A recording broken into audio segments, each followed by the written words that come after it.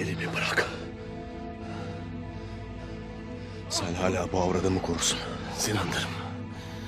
Acın tazedir. Lakin sabredesin.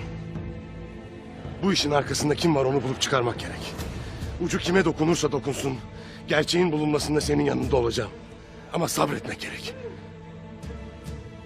Sen neden bahsedersin? Senin koruduğun avrat katil! Ben kimseyi korumam Tuğtekin. Lakin şunu bilirim ki hiçbir şey göründüğü gibi değildir. Öfkenle davranırsan gerçeği hiçbir zaman öğrenemeyeceğiz.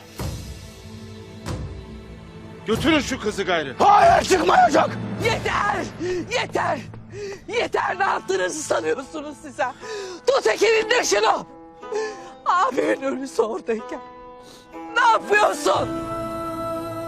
Götürün şu kızı! Yapma evladım.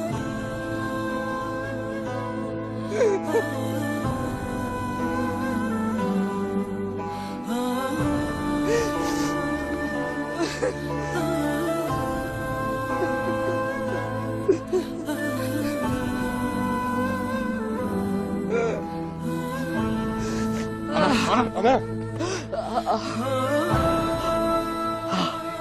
Otağa götürelim kardeşim. Hadi Ertuğrul hadi. Gel hadi gel.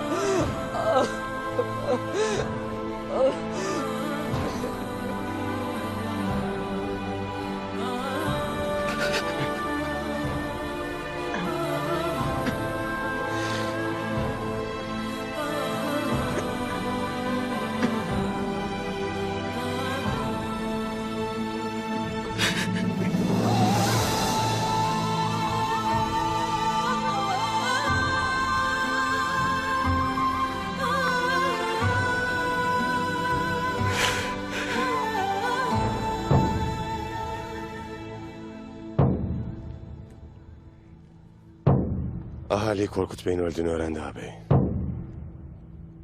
Bu hatunu hayırlısıyla kafesli çadıra götüreceğiz inşallah. Bekleyin.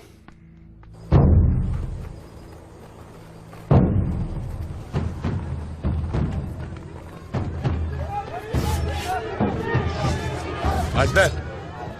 Ahaliye mukayyet olun. Emredersin beyim.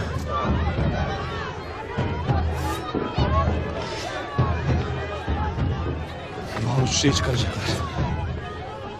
Merak etme kardeş. Göğsümüzü siper edeceğiz.